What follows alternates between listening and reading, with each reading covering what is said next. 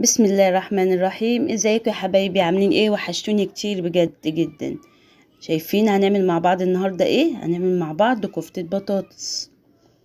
مقاديرها بسيطة جدا، يعني حوالي 4 بطاطسيات، وكوباية رز، والتوابل بتاعتنا كزبرة وكمون والملح، طبعا مطحونين، وبقدونس، ونص بصلة، وحوالي 4 فصوص توم. الأكلة بتاع النهاردة دي طبعا جميلة جميلة ومغذية طبعا ومفيدة. وبالنسبة للناس اللي هي نباتية أو من هم مش بياكلوا لحوم قوي، الأكلة دي هتبقى جميلة بالنسبة لهم. طبعا أول حاجة هنعملها إن احنا هنقطع البطاطس حلقات، وهنحطها على النار علشان تسلق معانا كويس. احنا عايزينها تستوي كويس جدا. تمام، ممكن نحطها بقى بقشرها، نقشرها، دي بقى ايه حاجة براحتنا يعني. أكلة النهاردة يا رب تنال إعجابكم، وإن شاء الله يعني تعجبكم طبعا. أتمنى أنكم تقولوا لنا رأيكم في الكومنت، وما تنسوش اللايك والشير، إذا كنت مشاهد جديد معانا ما تنساش الاشتراك في القناة.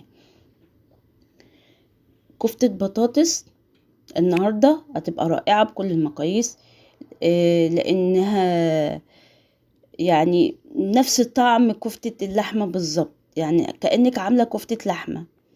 طبعا زي ما احنا شايفين احنا هنسلق بطاطس اهو. اول حاجة بقى سلقنا بطاطس، دلوقتي هنفرم الرز بتاعنا ناعم جدا طبعا، علشان عايزينه زي الدقيق، يعني يبقى ناعم زي الدقيق. شايفين ما شاء الله جميل. تاني حاجة هنحطها في الكبة معانا عشان نفرمها برضو، هي البقدونس والثوم والبصلة بتاعتنا. هي نص بصلة كبيرة، لو بصلة صغيرة مش مفيش مشكلة. انا اولادي ما بياكلوش اللحوم وتعبني جدا، فحبيت ان انا اعمل لهم حاجة زي دي، وبجد عجبتهم قوي قوي قوي.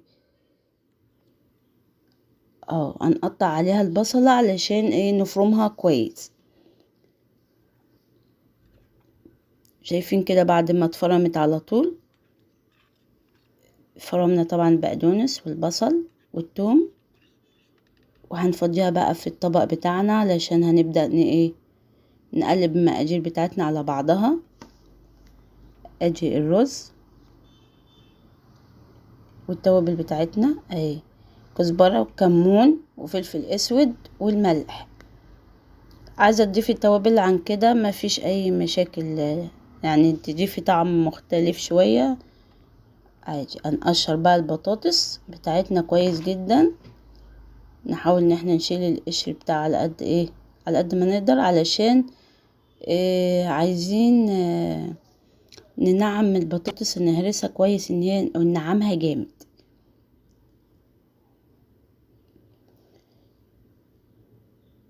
اه ننعمها جامد جدا مع بعض، فكل ما هي هتكون مستوية كويس طبعا هتتهرس معانا ايه احسن. كده بعد ما عملنا البطاطس هنضيف بقى عليها ايه البقدونس والرز والحاجات اللي احنا ايه فرمناها في الكبة. سهلة بسيطة وسريعة جدا على فكرة، والأولاد هيحبوها جدا. ممكن نديها لهم معاهم في المدرسة، ياكلوها على الفطار، على الغدا، في أي وقت. يعني أكلة خفيفة خفيفة وسهلة وسريعة جدا. طبعا هنقلب المقادير بتاعتنا بقى على بعضها كويس اهو، نخلط بقى كل حاجة مع بعضيها. شايفين عاملة ازاي القوام بتاعها. لو حسينا ان هي لسه طرية شوية ممكن هنضيف ليها دقيق، يعني دقيق. لو حسيت ان هي اهي، عشان الدقيق يخليها ايه ان هي تمسك في بعضها، يعني ما ضفتش كتير، يعني حوالي معلقة معلقتين دقيق بس. هو الدقيق كويس جدا اهي. لو في نشا ممكن تحطي نص معلقة نشا معاها، تديها قرمشة كده شوية.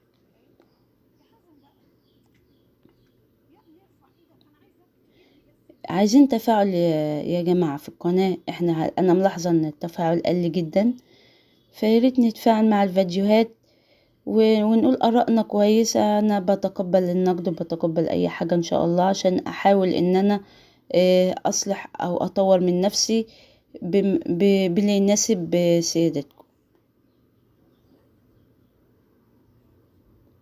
معلش اعذروني بقى، انا هشتغل بايدي علشان لازم نعجنها كويس.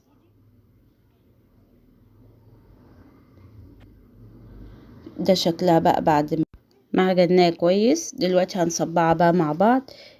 طبعا هنشكلها على حسب ما احنا عايزين. ممكن نخلي الاولاد يساعدونا فيها، لان هم بيحبوا ان هم يشاركوا في حاجة زي كده، هتبسطهم جدا وهيحبوا الاكل بجد. يعني لو عملوا معاكي وقعدوا هم عملوا معاكي نفس الاشكال اللي بيحبوها، صوابع، دواير، يعملوا اي حاجة هم عايزينها، هتلاقيهم فعلا بجد حابين الاكل. شايفين احنا ممكن نعمل نصبع الكفتة مع بعض زي ما شايفين، وممكن نحطها تاني في الدقيق بحيث انه يديها طبقة من بره تاني مقرمشة اكتر.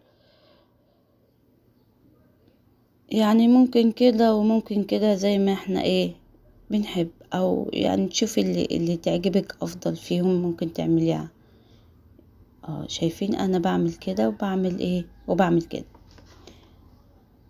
طبقة دي من بره بتدي قرمشة وبتدي زي البانيه كده بالظبط.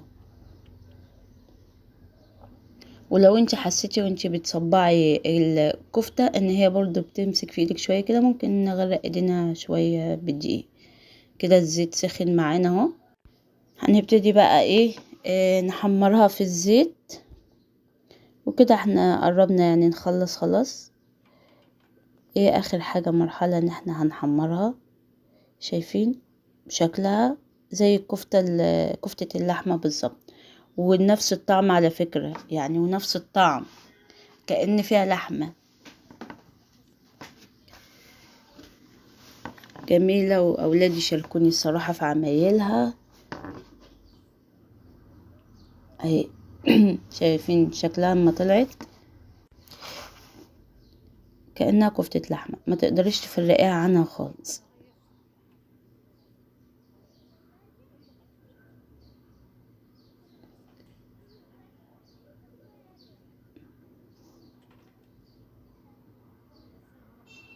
هنحمر بقى كل الكمية بتاعتنا مع بعض، وبعدين هنرجع لكم تاني.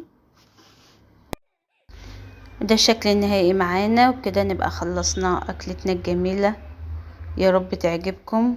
يا ريت تقولوا لي آرائكم واقتراحاتكم لو حابين ان احنا نقدم اي حاجة جديدة. وما تنسوش تعملوا اللايك والشير والسبسكرايب لو كنت جديد معانا. مع السلامة، اتمنى لكم مشاهدة ممتعة.